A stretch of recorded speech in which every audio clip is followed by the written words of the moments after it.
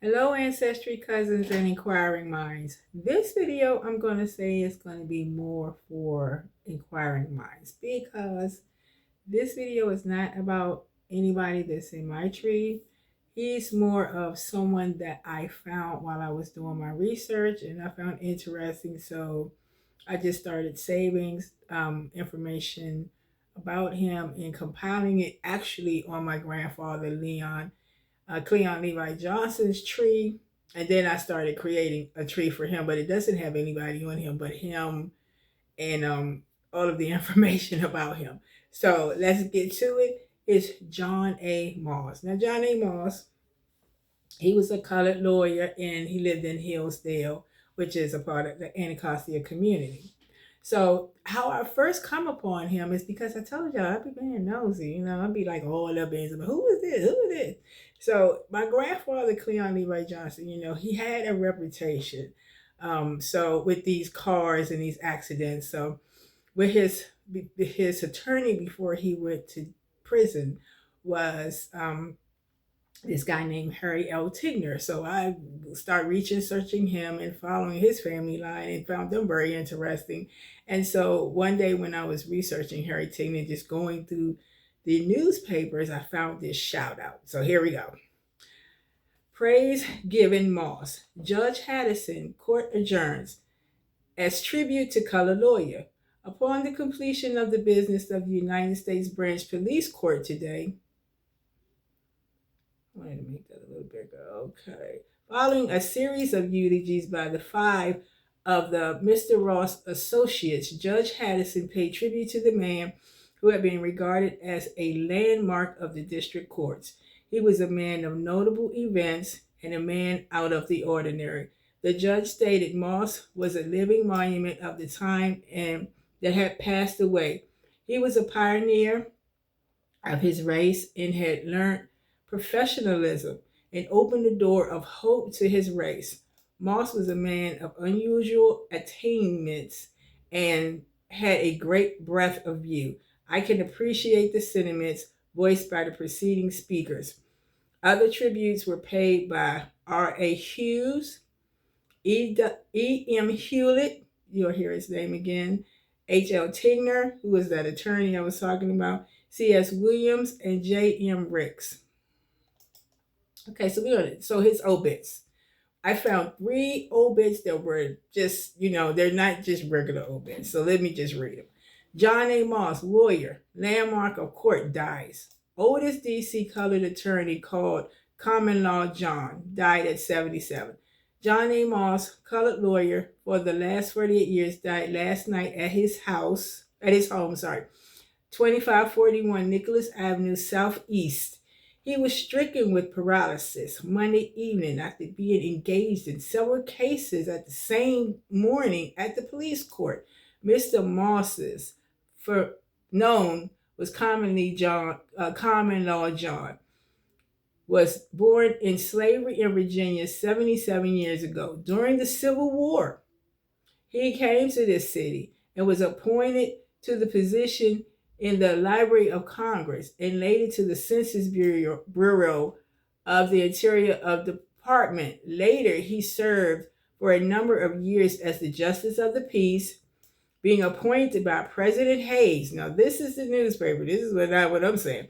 He was appointed Justice of the Peace by President Garfield and Cleveland and had the distinction of being the only colored man to ride in Cleveland's inaugural procession.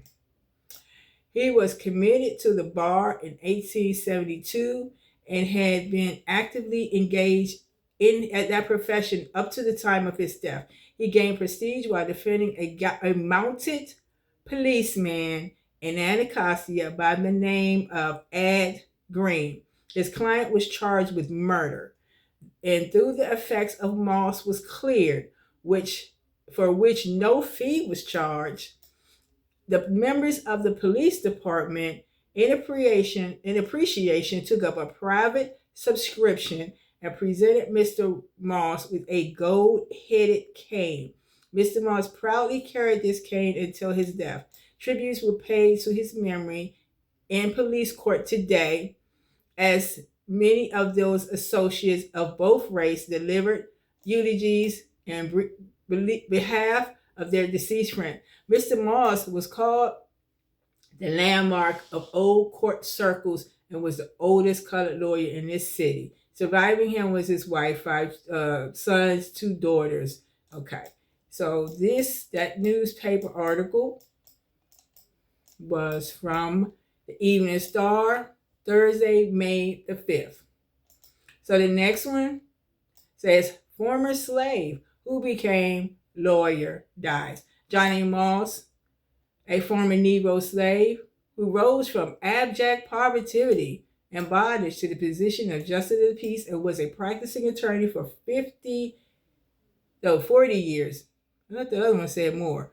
40 years in this city, died at his home, 2541 Nicholas Avenue Southeast. Yesterday, death resulted from a paralytic stroke. Moss, who was 76 years old, was born in Virginia and remained a slave until the Civil War broke out.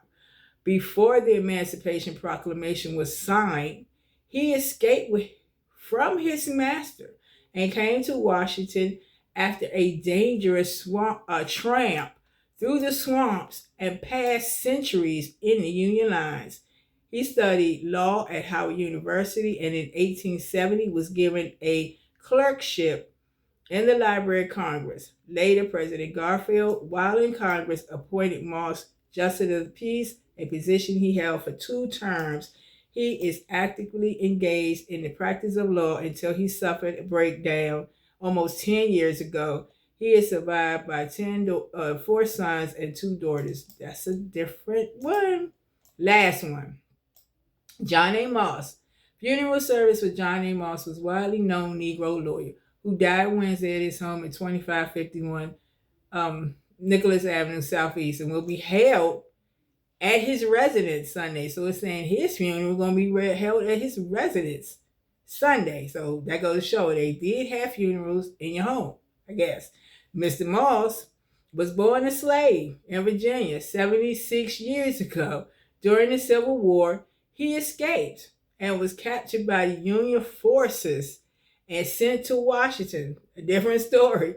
Captain George H. Vanderbury. Now, I looked for this guy through all of the records and I didn't find him. Maybe someone else could, but it wasn't that important to me. Attracted by his intelligence, made him his personal bodyguard. Now, the images that I see of Moss that I got from the Anacostia website, he's a small guy. So I'm like, he said he's small. He's small in stature. Made him his personal bodyguard. After President Lincoln's Emancipation Proclamation, Mr. Moss entered Howard University. He served as a clerk at the Library of Congress in the Interior Department and at one time was the Justice of the Peace. He is survived by 4 sons and 2 daughters. All right. So we're going to get into, this is called the Negro Law. So what happened was, as you can see, that let me read this first. The Negro Law, a plea to clients, lawyers who are safe from the standpoint of others in the aristocracy condemned.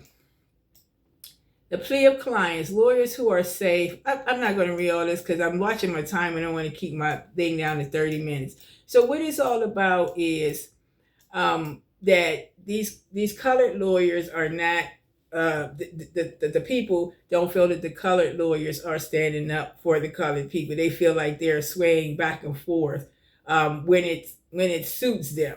So because John A. Moss has taken on this case which I'm gonna get to, but first I'm just gonna read something about this community. I'm gonna skip that because it was a long article. So just to get into the people that's in his community and that he knows. So we're going to go to this article from Evening Critic, Wednesday, August the 13th, 1884.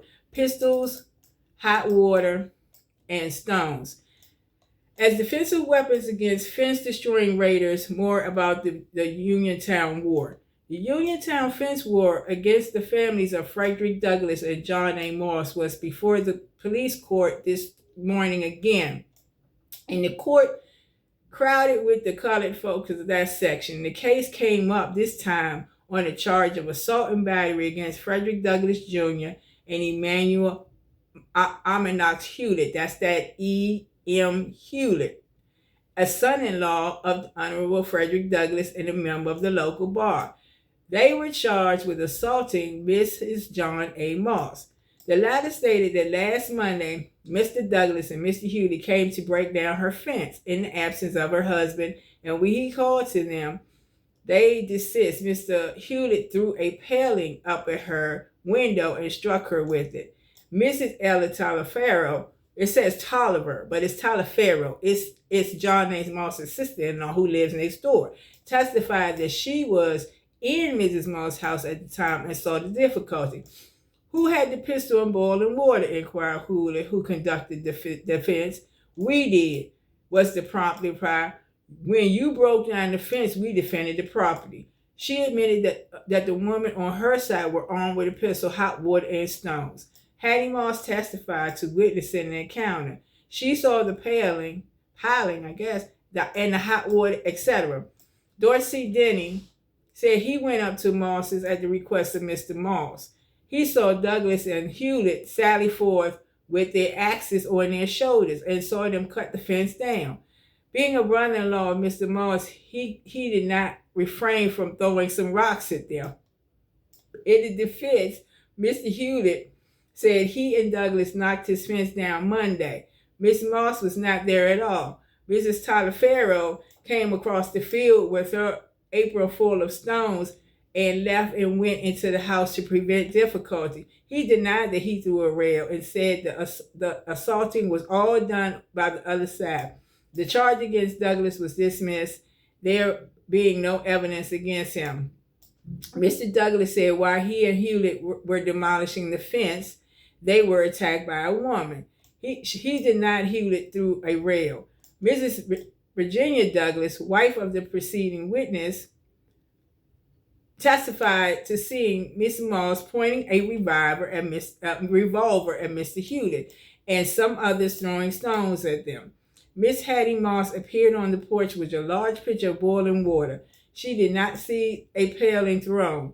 Frederick Douglass, a colored youth, denied that a paling was thrown. And so that was Frederick Douglass Jr.'s son, because he would be the third. Judge Mills was there as much ado about nothing, and the case would have to be dismissed. So these are people that live together, and they're all professional people. On this census, with the 1880 census, with John A. Moss, William Taliaferro, and Ella lived next door. That's his brother, his sister, or his brother-in-law and his sister. And I don't know if that's his blood sister, because, like I said, there's that blood ties. And anyway, Frederick Douglass Jr. is on here with his wife, Virginia, and Junior, and the other one. So, and Bob. And, okay, so, yes, that's why we're here looking at the census. Where'd I go? Go back up. Let's go back. It'll be easier to read it from there. He is listed as the Justice of the Peace. So in 1900, he is listed as a lawyer. He owns his own property and his mortgage. 1910, he is listed as having a private practice. So 1910, he's listed as having a private practice. So we're going to read this, the Washington Times, Monday, March the 11th. Convict and then pardon.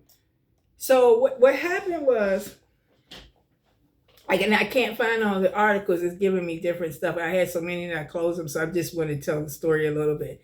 So I found this article where John A. Moss, and he became a defender of this white police officer that shot this guy that was running away, shot him in the back. So some of the people that saw what happened, they were saying that's what he deserved because he was not a good kid, that he was around and charging problems and robbing people and all this kind of stuff. Other people in the community was like, well, he shouldn't have done it because he was running away. He didn't really have a right to shoot him, so they wanted to have him prosecuted.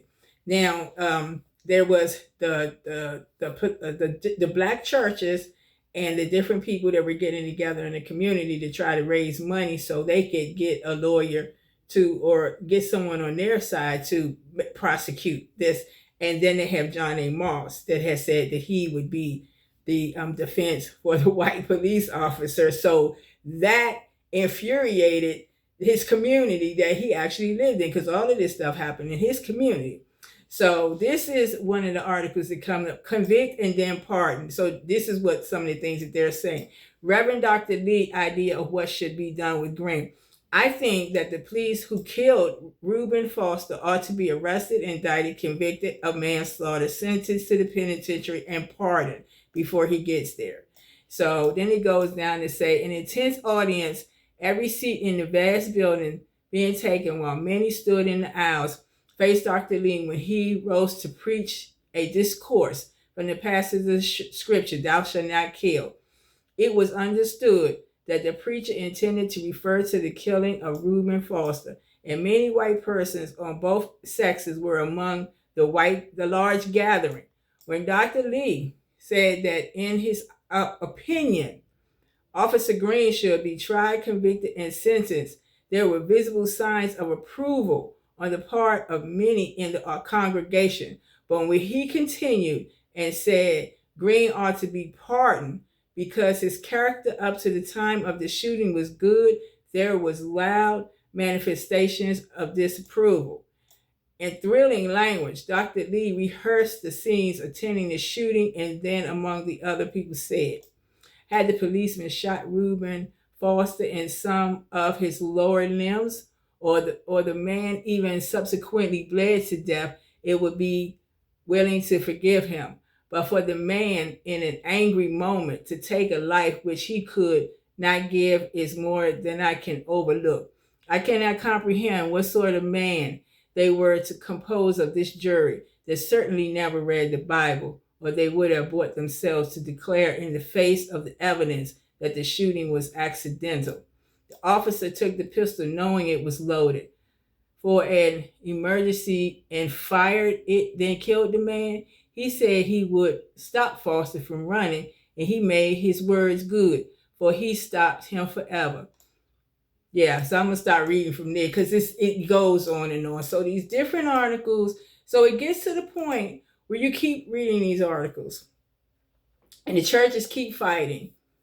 And every so often you'll see they come up and they'll say, what's going on? What's going on? So John A. Moss gets caught taking his mother, this guy's mother out. And when she comes back, the community sees that she's drunk and she got money. So they think that some kind of way that they're going to try to get her to testify that they think that Green's a good guy or something like that. I don't even know why the community was, I guess you could see it either way, but they were outraged because they say she came back with a roll of money and she was drunk. And so it was Green's brother-in-law or something like that. So Ella Talaferro, they were running a speakeasy. So this article is from Monday, April the 8th, 1895.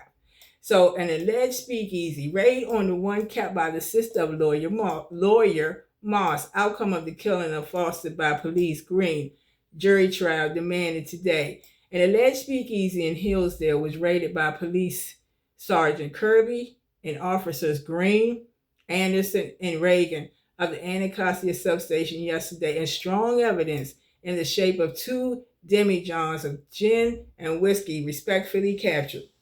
For many weeks past, the police officers and Reverend Hugh T. Stevenson, pastor of the Anacostia Baptist Church, have been firmly convinced that an unlicensed bar was being conducted on the premises of Mrs. Ella Talaferro on Nichols Avenue. But until yesterday, it was impossible to secure enough evidence to justify the swearing out of a warrant for Mrs. Talaferro's arrest. And it was possible that this action would have been taken, who had claimed to be cognizant of the facts, had not lawyer John A. Moss and Mrs. Talaferro's brother and W.G. Talaferro, her husband, busied themselves so prominently in the affairs of those who were trying to collect money for the prosecution of Police Green and the killing of Reuben Foster. So The community went after them any way that they could because John Amos was standing up for it. Uh so this goes here. The organization is let's see. This is from the Evening Star, Tuesday, April the 16th, and it's in Urban News. We're going to scroll over there until I see Reuben Moss. The organization has grown out of killing of, well, go up a little bit. The committee has organized the election of Reverend Henry Sales, Secretary John Green, Treasurer. The organization has grown out of the killing of Reuben Foster by Police Green, and while the prosecution of the officer is the principal business in hand, and at present, it is not intended to cease operation with disposal of this case by the grand jury. So what they know, probably from previous times, is that if they just keep putting it off, that it'll just get dropped. Okay, where was I? A prominent member of the committee said last night that the shooting of the Foster had opened the eyes of the thinking residents of Hillsdale, and the fact that there are so many things in the village that need to be reformed. And among the first matters that will be undertaken as soon as Police Green's case is out of the way was to be declared war on extermination of every speakeasy in the place. And that means you, Taliaferro. So I followed those, tried to follow up on those in the stories of this to see what happened. The newspaper didn't really give me a definitive time. By October, it still was saying that it was in its the grand jury had denied it for the second time. But those newspapers from his obits seemed to say that they won the case or it got put off. So it's a lot of interesting newspaper articles that I searched for by Officer Green in Hillsdale, Reuben Foster, and John A. Moss. And there is a big prequel to John A. Moss because I know the story of like him going to college and all of that stuff. And but this was just supposed to be a short story, so I didn't want to get into all that because I don't know how fast I can finish it or how many articles I was actually going to read. So I will put a lot of the articles in the description of the story because these articles all came from Chronicling America. I think all of them when I used from Chronicling America, and of course the census were the 1880, 1900, and 1910 for John Moss. And that's it. Thank you for watching. Like and subscribe. I keep forgetting to say like because it seems like I only got one like on my videos, and so I was like, oh, maybe the likes could get more people to get more views. So people be like, Ancestry, I got an Ancestry. I need to get on there and do something because you know what? I really want to quit Ancestry. I said by 2027, I want to find something else to do. And I have about 4 people that I would definitely like to know, like brick walls, like I would like to know where they came from and where they went. So, yeah, thank you for watching. See you next time. Or you'll see me next time.